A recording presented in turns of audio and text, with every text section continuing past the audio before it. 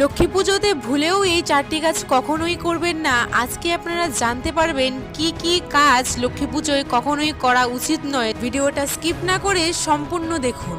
প্রথমত, মা লক্ষ্মীকে কখনোই তুলসী পাতা নিবেদন করবেন না, এতে আপনাদের জীবনে চরম দারিদ্রতা নেমে আসতে পারে। লক্ষ্মী হবেন রুষ্ট, কিন্তু মা লক্ষ্মীর সাথে যেহেতু ভগবান নারায়ণের পুজো করতে হয়, না হলে মা লক্ষ্মীর পুজো কখনোই সম্পূর্ণ হয় না। তাই নারায়ণকে কিন্তু তুলসী পাতা আপনাকে অর্পণ করতেই হবে, এবং সেই তুলসী পাতাটি আপনাকে পূর্ণিমার পূর্বেই সংগ্রহ করতে হবে। এর কারণ পূর্ণিমাতে তুলসী পাতা তোলা নিষেধ। দ্বিতীয়ত, মা লক্ষ্মীর পুজোয় কখনোই ঘণ্টার ধ্বনি ব্যবহার করবেন না। ঘণ্টার ধ্বনি ব্যবহার করলে আপনার জীবনে কিন্তু চরম সংকট নেমে আসবে। তৃতীয়ত, মা লক্ষ্মীর পুজোর সময় কখনো লোহার জিনিস ব্যবহার করবেন না বা লোহার বাসনপত্র ব্যবহার করবেন না, কারণ মা লক্ষ্মীর পুজোর সময় লোহার বাসনপত্র বা লোহার কোনো উপকরণ ব্যবহার করলে সেই স্থানে মা লক্ষ্মী কখনোই বসবাস করেন না।